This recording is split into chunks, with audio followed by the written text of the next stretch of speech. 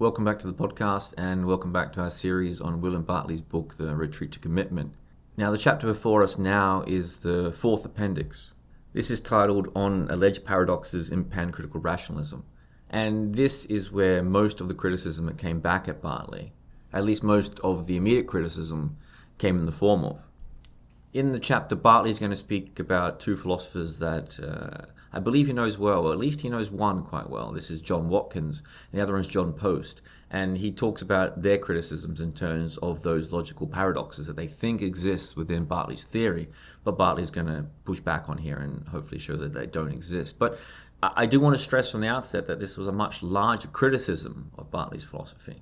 And if you bump into anyone who's seriously interested in the topic, who is not a pancritical rationalist, but has a criticism of pancritical rationalism, it will be that there is a logical paradox at the heart of the enterprise. And before we launch into the book, I think I need to dispel at least one of these alleged paradoxes. And perhaps this will be also a nice lead-in for the episode as well, because I did get a little feedback on the last episode. One from a particular listener, one of my favorites, who told me in no uncertain terms that she didn't understand a word of the last episode. Now, of course, that's hyperbolic, of course, but I do have the kind of feeling here that I perhaps should make a more solid effort to fill in some of the gaps as we're coming to an end of the series, because the heart of the book, I went into a lot of detail and, of course, tried to explain Bartley's theory as well as I could, but once we get to the appendices, Bartley is quickly pushing back on criticisms of his theory and perhaps parts of his theory that he left out, and he's conscious that he didn't or perhaps should have included in the original copy of the book. So they're quite blunt and they're quite to the point, at least most of them are. And of course, what I don't want to do is, and I've done this a lot as the podcast has gone on, is repeat myself. And I know it is necessary, especially because the podcasts come out at indiscriminate times and my schedule is not always as friendly as it should be. And a little bit of revision perhaps is helpful for people. But perhaps here, and touching on some of these original paradoxes, these logical paradoxes, I should fill in a tiny gap at the start. Now, Bartley came to write the book, of course, because he thought that rationality or rationalism had lost its integrity. These rationalists accepted that there were some beliefs, some theories, or some commitments that rationality and rationalism couldn't criticize, that they lay beyond the bounds of rationalism. And Bartley is accusing here not just traditional rationalism, but also critical rationalism, and particularly in as far as they open the door to irrationality and fideism. And Bartley's pancritical rationalism was, at least as he devised it, a way to return integrity to the enterprise. And of course, it does this by demanding that all those beliefs, all those theories, all those commitments are open to criticism. So he's stepping away from fideism here. He's stepping away from irrational commitments. He's stepping away from justificationism, or the justificationism that existed within those traditions of rationalism before critical rationalism. And he's allowing rationalism to restake a claim for itself. If everything is open to criticism and nothing is accepted irrationally, nothing is a belief, nothing is a pure commitment, then the scope of rationalism is infinite. It stretches into everything we do. And at no point do we have to step back and say, I take this on faith, or here I make an irrational commitment. And the important step in this, the one that the critical rationalists wouldn't take, or at least the original version of Popper's critical rationalism wouldn't take, is by opening critical rationalism, or in this case pancritical rationalism, open to criticism as well. That's not a commitment. It doesn't begin there. It doesn't end there. It's as flawed and fallible as the rest, and it is open to criticism. Now, of course, Bartley doesn't think that criticism itself is ever going to be criticized successfully. But what he's refusing to do is step back and say it can't be criticized. We have to hold it irrationally. I think, and I've used this before, a great example of this that he uses to show that it's logically plausible, or that there's no logical break here, that we have to hold criticism separate, is democracy. And he shows that it's possible for a democracy, through democratic processes, to effectively commit suicide. That is, through a majority of people voting. It can abolish democracy itself.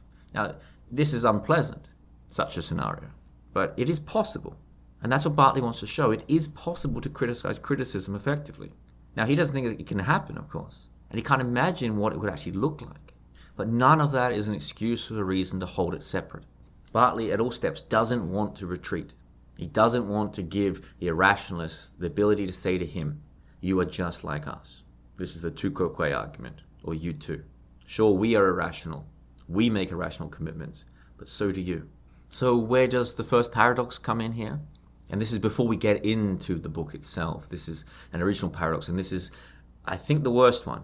I don't think it is a paradox at all, in fact, but people have called it that when criticizing Bartley. And this hinges around the issue of criticism being tentative at all steps. So imagine a successful criticism of criticism arising. Well, if the pancritical rationalists saw this, then they would have to, if to hold true to their own integrity, abandon rationalism, abandon pancritical rationalism. If they failed to do this, they'd be showing that criticism itself sits beyond criticism, and they'd be making an irrational commitment, and they'd be limiting the scope of what rationalism can do. But just like the critical rationalists before him, Bartley holds that criticism is always tentative, because you have to at some point hold open the possibility that that criticism of that criticism is criticizable. Otherwise, you'd be holding it again as an absolute principle in the world, something which is verified or justified, and that thing will exist beyond the bounds of rationalism. So when you criticize something, no matter how successful you are in it, you must hold true to the fact that it is tentative. It might all be undone at some later point. You might be wrong in that criticism, no matter how solid it looks right now. So back to that central point, what would a criticism of criticism look like? Or what would a criticism of pancritical rationalism look like? A successful one in both cases? Well, it would always be a tentative one. Regardless of what it actually looks like, we would have to accept from the beginning it is a tentative criticism. And this is the dilemma as people see it playing out. That is, the pancritical rationalist must accept one of two things: that not all criticism is tentative, and that a non-tentative criticism would be possible and achievable of pancritical rationalism, therefore definitively proving it wrong, or to claim that pancritical rationalism is only tentatively criticizable. And these people would say that that would show that pancritical rationalism is not in fact criticizable, because no matter how much you criticize it, the principle would still remain. We still get to hold on to it. We don't ever have to throw the thing away. Now, I covered this one first before we got into the book, simply because it is one of the easier ones to dispel. It starts from a very broad misunderstanding. Actually, misunderstanding is not quite right. It's a lack of genuine interest in the works of people like Karl Popper, as well as Bartley. And this must have been incredibly frustrating. I know from reading and from speaking to certain people that when these kinds of criticism did turn up, it was incredibly annoying to people like Popper, simply because he felt like if they had read his work, they wouldn't be asking these questions. And he was going over and over and over again in circles. The trouble with that particular imagined dilemma is that it's justificationist. It's to say that we can't have real criticism of something unless we can ever have definitive criticism. So certainty. Because we can't have certainty in this world. It doesn't exist. And no matter how much you search for it or try and build a theory around it, we are stuck in the place that we are. And because we can't have certainty, what we can do is criticize and prove theories wrong. Of course, tentatively wrong, but no certainty is going to come in that direction either. We can't verify anything in either direction. So perhaps you can see why I wanted to cover this one first, or this particular archetype of criticism. Because it comes from those traditional theories of rationalism, the ones that came before critical rationalism, that particular mode, which was a constant search for verification and how we can achieve or prove a theory to be true with certainty, or how we can justify one thing with certainty in terms of something else. Now, the idea that all we have is tentative criticism and tentative theories is not a problem for critical rationalism. That's not a problem for pancritical rationalism. Bartley has already said that he doesn't think there will be a successful criticism of pancritical rationalism. And of course, any criticism that does come along, he would want to look at, of course. And he's not going to accept blindly, and he's not going to accept definitively when some future particular theory might come along, or a future criticism of that criticism might come along that would prove him wrong, or prove that original criticism wrong. He's allowed and entitled, and it is the rational thing to do, to always hold open the possibility that we might be wrong about absolutely everything. Anyone that wants different from this will have to show how they can achieve certainty in the world, or how they can accurately verify a principle or a theory, in as far as it is never revisable and guaranteed to be true. So why can't Bartley imagine a criticism that would successfully disprove pancritical rationalism or the critical enterprise itself? Because it may be because one doesn't exist. But what he is obviously doing here is this is an attitude. He's saying, I will not close it off irrationally. Pancritical rationalism is in fact incredibly close to critical rationalism, obviously. They hold an awful lot in common. Bartley is only saying that as a principle, as an attitude towards the world, I'm not going to close anything off to criticism, to rationalism. If someone says, what does that mean for criticism and rationalism? Or how can we get there with certainty and achieve that ever? As if Bartley's rigged the game on this one. I think they've just not understood the game, or not understood the reality of where we find ourselves. But perhaps more importantly here, when Bartley says that criticism is open to criticism, he's saying that it's logically open to criticism. There's no logical injunction against it, just like there's no logical injunction against a democracy deciding to end democracy. There's no logical reason, no logical barrier against it. What he can't imagine is ever seeing what that might look like. So he's leaving open the pathway here, because the pathway is in fact open, he's trying to say, logically. But there is a more serious criticism, a logical one, and one that came from critical rationalists. And this will be the heart of those two criticisms that come from John Post and John Watson.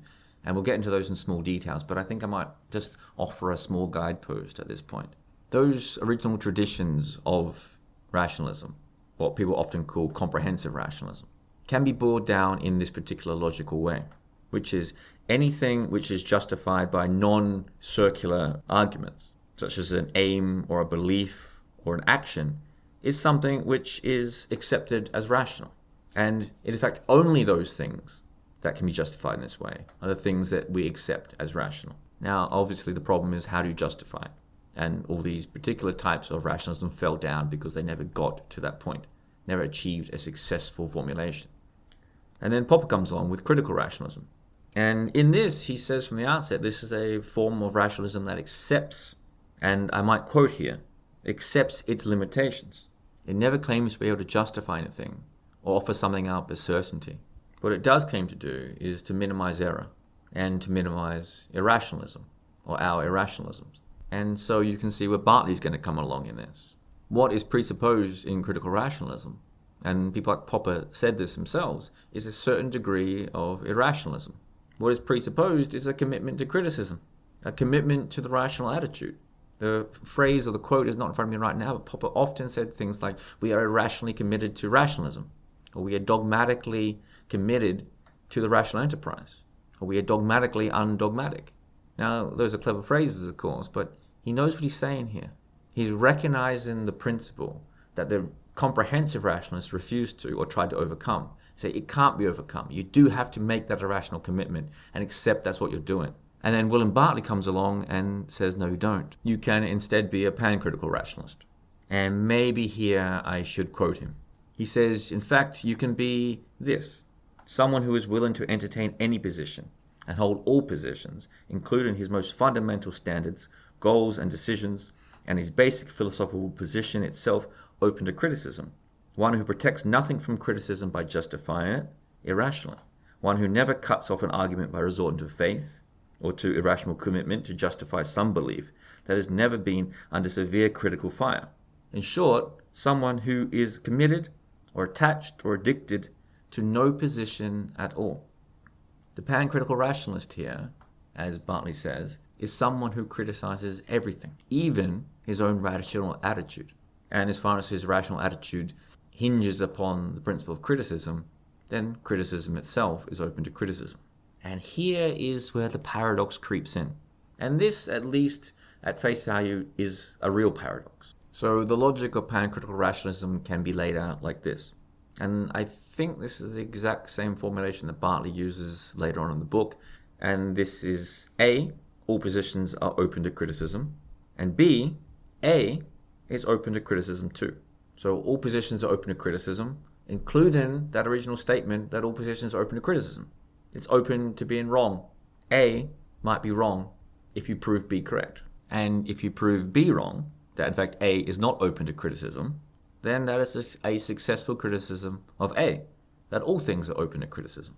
But an argument that shows A to be false, for example, that is that all positions are open to criticism, in fact shows B to be true, that A is open to criticism and has been criticized successfully. I think it's important, I'll just repeat that here, that an argument showing A to be false A is all positions open to criticism, shows B to be true, because B says A is open to criticism.